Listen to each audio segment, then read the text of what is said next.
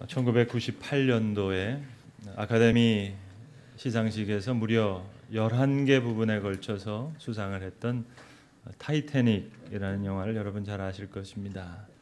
당시에 청춘 남녀였던 지금의 아마 30, 40대 되시는 분들은 더 기억이 확실하실 텐데요.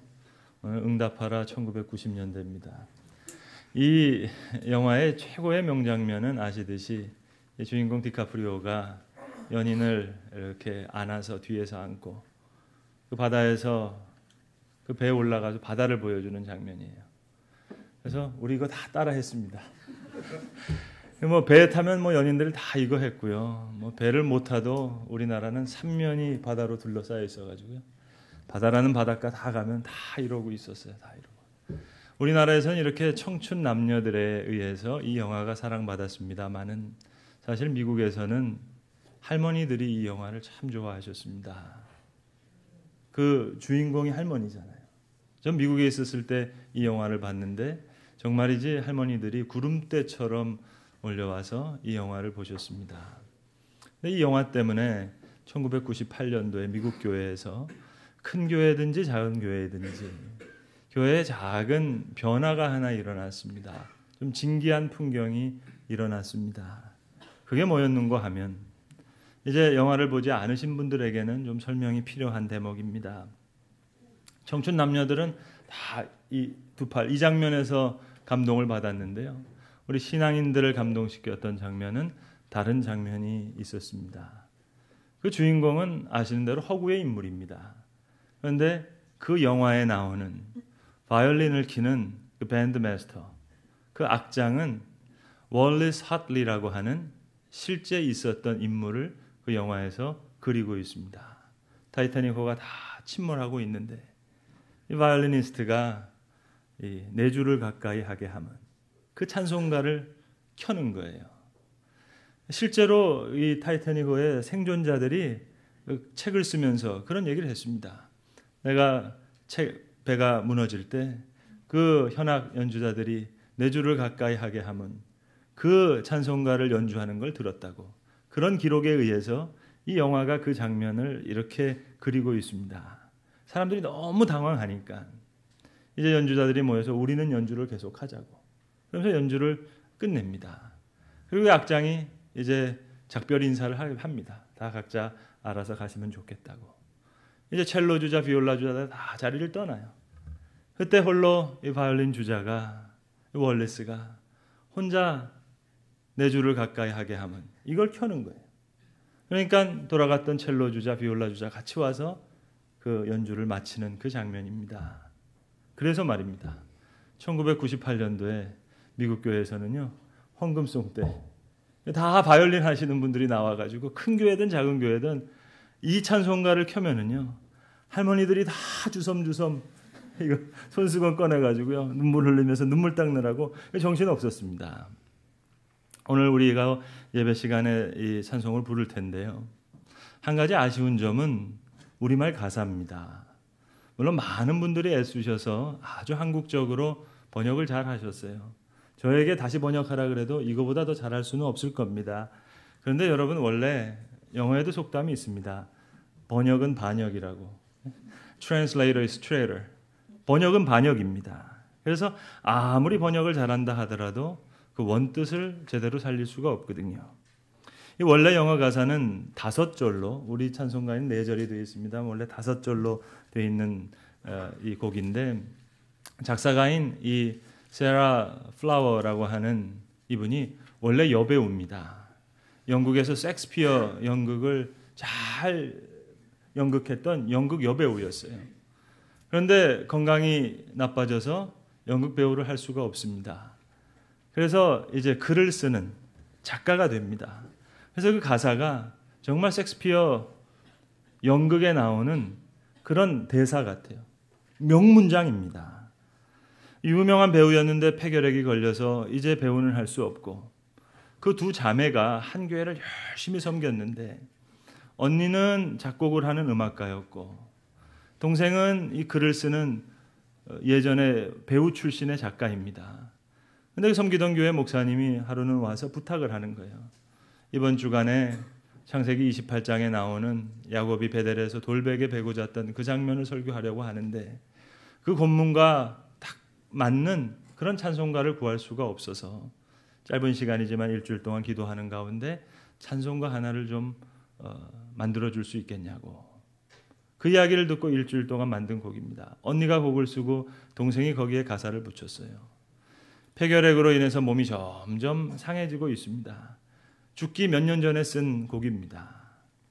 그리고 목사님이 정해주신 그 베델의 야곱 장면을 깊이 묵상하는 가운데 너무 큰 은혜를 받아요. 그래서 가사를 씁니다. 정말 감동적인 노랫말입니다. 이 세라 플라워가 쓴 원래 가사를 만약에 저에게 번역하라 하신다면 저는 이렇게 번역할 겁니다. Near to God, near to thee. 나의 하나님께 더 가까이, 당신께 더 가까이. 이것이 내 노래랍니다. 해는 지고 어둠은 날 덮었고 내게 쉼을 줄 수 있는 것은 백의 삶을 이 돌뿐이오나 방랑자는 꿈속에서도 이 노래를 부릅니다. 나의 하나님께 더 가까이, 당신께 더 가까이. 오직 주의 은혜 가운데 하늘로 향한 길을 보이시고 천사들의 손짓이 보입니다. 나의 하나님께 더 가까이, 당신께 더 가까이. 그 후에 깨어나면서 든 생각, 이 슬픔의 돌 위에 하나님의 집 베델을 지으리라. 두려움 중에도 환하고 빛난 찬양을 부르리라. 나의 하나님께 더 가까이. 십자가에 달릴 때에도 내 노래는 같습니다. 아니 기쁨의 날개로 하늘을 헤치며 해와 달과 별들을 다 잊어버리고 하늘로 날아오를 그때에도 내 노래는 이것입니다. Nearer to God, nearer to thee. 내 하나님께 더 가까이, 당신께 더 가까이. 그런 찬송입니다. 야곱의 하나님을 나의 하나님으로 삼는 자. 오늘 성경의 말씀입니다. 여호와 자기의 하나님, 여호와 자기 하나님, 야곱의 하나님을 자기의 도움으로 삼으며 여호와 자기 하나님께 자기의 소망을 두는 자는 복이 있다. 이 야곱의 하나님이 나의 하나님이라고, 그분이 나의 노래라고, 그분이 나의 소망이라고, 나의 도움이라고 분명히 말하라는 겁니다. 여러분, 적어도 서구의 문화에서 있어서는 말입니다. 우리가 젠틀맨, 신사라고 할 때는 분명한 기준이 있습니다. 싸이가 불렀던 젠틀맨은요, 그건 쌍놈에 가깝고요. 서구에서 젠틀맨은 누구냐 하면 요즘 부모님들도 우리 아이들 외국의 유명 대학에 이제 유학 보내기 위해서 어렸을 때부터 운동 한두 가지 아주 특출나게 가르치려고 하고 또 악기 한두 개는 아주 특출나게 그렇게 시키려고 노력합니다. 적어도 젠틀맨은 특출한 악기 몇 개 해야 되고요. 바이올린이건 피아노건 또 운동도 승마건 펜싱이건 특출나게 하는 운동이 뭐 있어야 된다. 그러나 여러분, 그건 기본입니다. 운동 잘하고 공부 잘하고 악기 잘 다룬다고 해서 젠틀맨이 되는 게 아니에요. 그건 기본이고 서구의 문화에서는 그 위에 더 중요한 것은 이런 기본적인 소양 위에 적어도 세 가지 영역에 있어서 프로페셔널한 도움을 받는 그 집안을 가리켜서 젠틀맨이라고 얘기합니다. 그래서 원래 영어에서도요, 프로페션 그러면 이 직업으로 번역합니다만 원래 영어의 뜻 프로페션이라는 것은 세 가지 영역을 지칭하는 말이었어요. 메디슨, 로, 그리고 디비니티. 의학, 법학, 그리고 신학. 그래서 여러분, 이것은 미국이나 영국이나 학위 자체가 다릅니다. 프로페셔널 디그리예요. 미국이나 영국에서는 학부에는 의학을 공부할 수가 없어요. 학부에서는 신학을 공부할 수가 없어요. 학부에는 법학을 공부할 수가 없어요. 이거는 프로페셔널 디그리예요. 그러니까 이 세 영역을 프로페셔널 디그리라고 합니다. 그래서 젠틀맨의 기준은 적어도 그 집안에 주치의가 있어야 돼요. 우리는 다 스스로 알아가지고 야, 저 병원 좋대, 저 의사 선생님 좋대, 뭐 특진 뭐 그렇게 합니다만 신사는 그렇지 않아요. 내 병력, 아니 내 가족의 가족력 다 알고 있는 주치의가 있어요. 퍼스널 닥터가 있어요. 그가 나에게 도움을 줍니다. 그리고 우리 집안에 변호사가 있어요. 프로페셔널하게 법률적인 지식을 줄 수 있는 그분이 내 재산을 다 관리합니다. 내 유산도 다 관리합니다. 그가 신사예요. 그리고 우리의 가정에 아이가 태어났을 때 세례를 베풀어 주시고, 내 부모님이 세상 떠나실 때 장례식 베풀어 주시고, 또 내 결혼식을 주례해 주실 수 있는 목사님, 우리 가정을 위한 확실한 영적 조언자, 그 가정의 모든 가족들이 마음속 깊은 곳에서부터 존경할 수 있는 목사님이 있는 가정, 그런 프로페션에 의해서 프로페셔널한 도움을 받을 수 있는 가정이 신사입니다.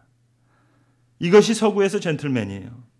여러분, 신사는 그렇다 하더라도요, 신사에게 주치의와 법률가가 또 목회자가 있어야 하듯이 우리에게 중요한 것, 우리는 확실한 도움이 필요합니다.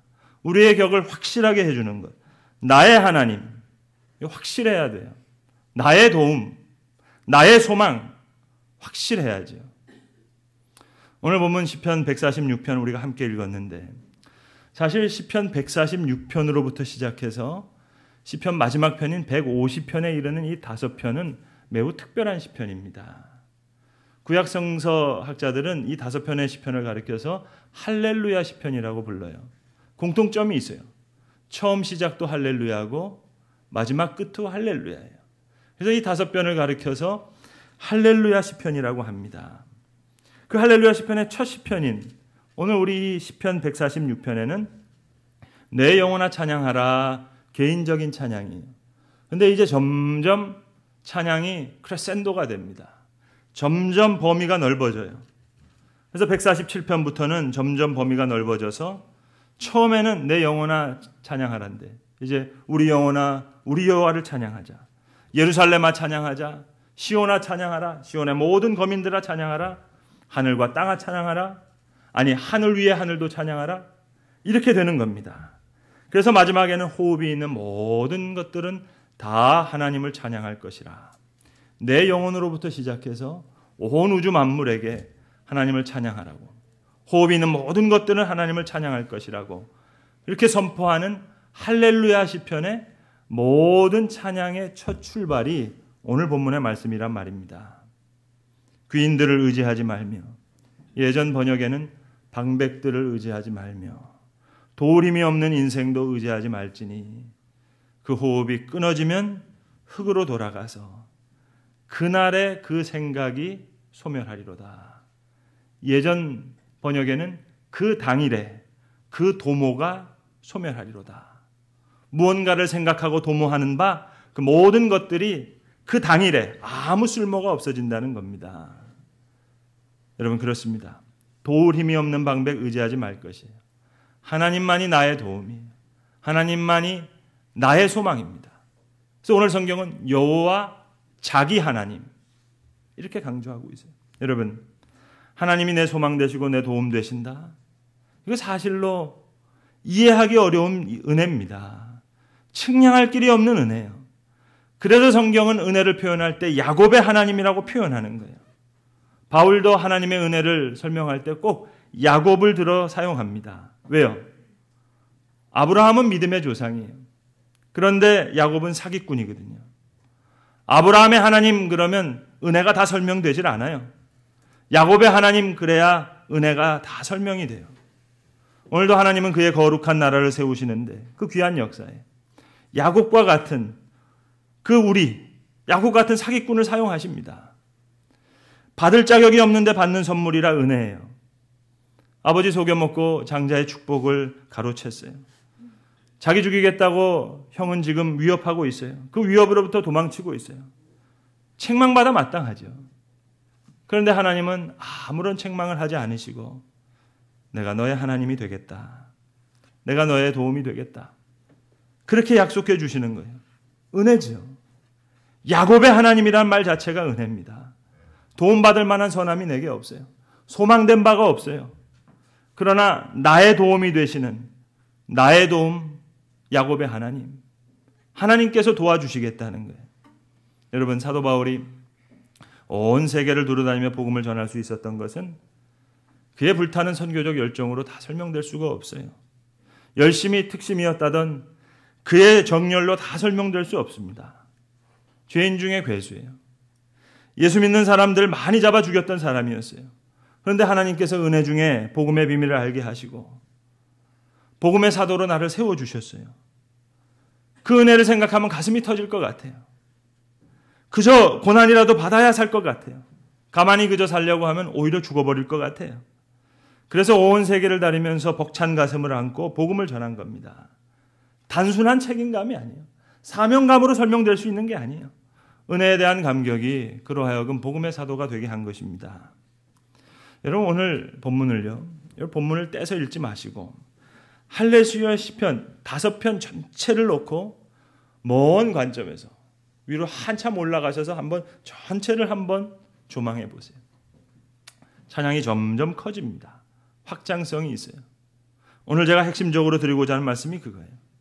할렐루야 찬양의 출발, 내 영혼이 찬양하는 그 출발점이 나의 도움 되신 야곱의 하나님을 만난 그 은혜라는 것이고, 그리고 동시에 그 은혜의 세계를 알면 이제 찬양하지 않을 수가 없어요. 찬양이 확장돼요. 혼자 찬양하는 것으로 만족할 수가 없어요. 예루살렘아 찬양하라는 거예요. 시온에 있는 모든 거민들아 찬양하라는 거예요. 여호와가 기뻐하시는 게 그 찬양이기 때문에, 여호와 달리는 말에 힘이 세다고 해서 그거 놀라실 분이 아니라는 거예요. 그거 기뻐하실 분이 아니라는 거예요. 사람들의 다리가 억세다고 해서 훌륭하다, 그거 놀라시고 기뻐하실 분이 아니라는 거예요. 그러니 은혜로 찬양을 드리자는 거예요. 모든 천사들도 찬양하라. 해와 달과 별들도 다 찬양할 것이며, 하늘의 하늘들이라도, 하늘 위에 있는 하늘이라도, 아니 하늘 위 궁창 속에 있는 모든 물들도 다 찬양할 것이며, 불도 우박도 눈도 안개도 바람 광풍 산과 들 모든 백향목나무 짐승과 모든 각촉 기는 것과 날아다니는 새들 세상의 모든 백성들 왕들 남녀노소 할 것 없이 나팔소리로 비파와 수금으로 소고치며 춤추어 찬양하며 큰 소리 나는 재금으로 찬양하며 호흡이 있는 자마다 이렇게 여호와를 찬양할 것이라고 찬양해요. 이 모든 찬양의 출발이 바로 나의 도움 야곱의 하나님이에요. 야곱의 하나님을 자기의 도움으로 삼으며 여호와 자기 하나님에게 자기 소망을 두는 자, 여기서 시작됩니다. 그 영혼이, 나의 영혼이 가장 먼저 찬양하고, 그리고 그 찬양은 반드시 확장성을 가진다는 얘기예요. 여러분, 우리나라 초대 대통령 이승만, 대통령으로서의 이승만은 설교에 언급하는 것 부적절하다고 생각합니다. 아시는 대로 논쟁이 너무 많고 또 실정도 실제로 많이 있었으니까요. 그러나 목회자로서 1899년 한성 감옥에서 하나님을 만났던 23살 청년 이승만에 대해서는 말씀드리고 싶어요. 전주 이씨 집안 몰락한 집안의 유생이었습니다. 여러 번 과거를 봤지만 볼 때마다 낙방이었어요. 아펜젤러가 세운 배제학당에서 성경을 배웠지만 예수 믿지 않았어요. 동양을 지배하기 위해서 들어온 서양 종교라고 인식하고 의도적으로 복음을 피했습니다. 고종을 폐위하는 운동에 연루돼서 종신형을 받고 한성 감옥에 수감됩니다. 역적이에요. 당시 죽음을 면치 못할 역적죄를 한 자에게 여러분 그 시대 감옥이 사람 살 곳이 못 됐습니다. 지금 같은 감옥이 아니에요. 머리에 지금 칼을 차고 손에는 수갑을 차고, 선교사님이 몰래 넣어준 성경 이렇게 볼 수 있는 게 아니에요. 목에 칼을 찼어요. 허리춤 조그마한 곳에 이렇게 성경을 놓을 수 있는데, 그것도 누군가가 곁에서 한 장을 넘겨줘야 다음 장을 읽을 수 있는 그런 자세로 성경을 봐요. 그런데 성경을 읽는 중에 평생 처음으로 기도드리고 싶은 마음이 생겼다는 겁니다. 이승만이 직접 이런 글을 남깁니다. 선교사 학교 다닐 때 아무런 의미가 없었던 이 책이 내게 깊은 관심거리가 되었습니다. 성경을 읽는 중에 기도하고 싶은 마음이 솟아나서 그때 나는 목에 씌운 형틀에 머리를 숙이고 평생 처음으로 이렇게 기도했습니다. 오 하나님, 나의 영혼을 구원해 주시옵소서. 그리고 또 한 가지를 구해요. 오 하나님, 우리나라를 구원해 주시옵소서. 그리고 이승만이 이렇게 했어요. 그 순간 나는 전혀 다른 사람이 되었다고. 그때부터 이승만은 감옥을 복당이라고 부릅니다. 복복자에다 집당자. 베델의 돌배가지요. 있는 것이라고는 돌멩이뿐이에요. 그런데 하나님의 집이라는 거예요. 감옥이 아니라는 거예요. 복된 집이라는 거예요. 그리고 이승만이 감옥에서 전도합니다. 여러분 잘 아시는 헤이그 밀사 사건의 이준 열사, 이동영, 3.1운동의 민족의 대표가 됐던 신흥우, 유성준, 이승만이 다 감옥에서 전도한 사람입니다. 월남 이상제도 한성 감옥에서 같이 있었어요. 그런데 이상제는 이승만보다 나이가 25살 위였습니다. 월남 이상제는 그때 전도가 안 돼요. 여러분 이상제는 당시에 조선 최고의 선비였습니다. 이미 감옥 들어오기 전에 1880년대에 최초의 외교관으로 미국 갔다가 그때 1880년대에 미국 갔다 오면서 자녀들에게 쓴 편지가 지금도 남아있어요. 이런 편지예요. 미국 갔다 와 보니까 도포자락 입고 갔다 왔어요. 미국 무지 잘 살더라. 그런데 양반은 한 놈도 없더라. 다 쌍놈이더라. 가만 보니까 예소교라고 하는 사교를 믿고 있는데 너희들은 절대로 야소교의 그 사교에 혼돈되지 말라. 그런 사람이에요. 그러니 이승만이 전도한다고 해서 25살 위에 있는 조선 최고의 선비가 예수를 믿을 리가 없죠. 이승만이 감옥에 나와서 계속 이상대 선생 집에 가서 전도합니다. 이상대 선생이 나중에 화를 내요. 그만하라고. 당신 한참 어린 사람이 내가 이런 사람인데 하지 말라고. 그때 이승만이 이렇게 얘기해요. 선생님 선비 아닙니까? 책은 읽으셔야 될 거 아닙니까? 자, 성경을 딱 놓고 이 책 좀 읽으시라고. 그리고 월남 이상제가 성경을 읽습니다. 거기서 복음을 만나요. 하나님을 만나고 그가 조선의 톨스토이, 조선의 성자가 됩니다. 복음을 받아들이고 하나님의 자유를 아는 후에 노비들 다 모아놓고 거기서 큰 절을 합니다. 내가 복음을 몰라서 당신들 이렇게 부리고 했는데 하나님이 당신을 창조하시고 자유롭게 은혜 베풀어 주시기를 원하시는데 그걸 몰랐습니다. 그러면서 땅을 다 나눠주면서 다 가져가라고. 이게 월남 이상제입니다. 여러분 잘 아시듯이 3.1운동에 태화관에 모였을 때 33인 민족 대표가 결정된 게 아니었어요. 사람들이 서로 민족 대표 하려고 이렇게 아주 긴장된 상태에 나중에 월남 이상제가 들어옵니다.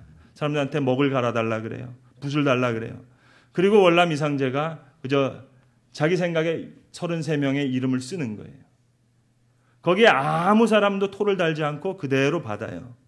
이게 월남 이상제입니다. 33명의 이름에 월남 이상제의 이름은 없어요. 그러니까 일본 순사가 모를 리가 없죠. 3.1운동 누가 했느냐? 그 배후에 있는 건 월남 이상제다. 그래서 순사가 와서 신문을 합니다. 당신 이 일을 왜 했어?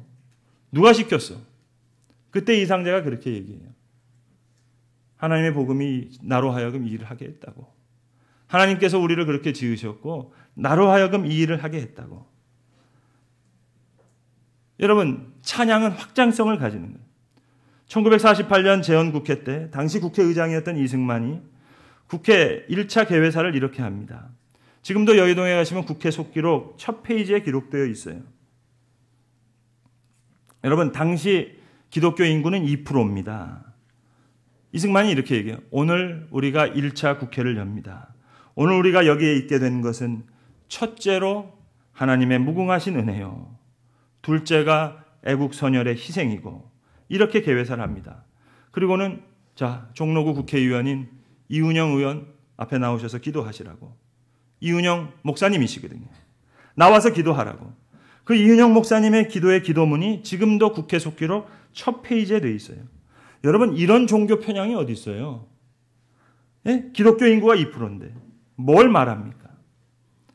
나의 도움이 되신 야곱의 하나님 그 찬양이 있고 보니까 이스라엘에 찬양하라, 시온아 찬양하라, 시온의 모든 거민아 찬양하라.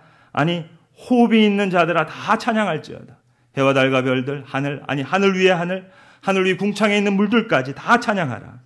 그 찬양의 철줄발은 여러분 오늘 성경의 말씀입니다. 도울 힘이 없는 방백을 의지하지 말며 도울 힘이 없는 인생도 의지하지 말며 오직 나의 도움이 되신 야곱의 하나님을 찬양할 것입니다. 이렇게 내 영혼이 바르게 찬양하게 될 때 이스라엘도 시온도 시온의 모든 거민도 하늘의 해와 달과 별들도 하늘의 하늘이라도 호흡이 있는 모든 것들이 주를 온전히 찬양하게 될 것입니다. 기도하겠습니다.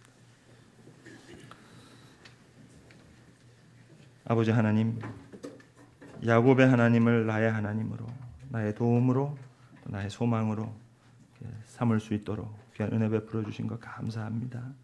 주님, 도울임이 없는 인생을 의지하지 말며 오직 나의 도움 되신 야곱의 하나님을 찬양하리라.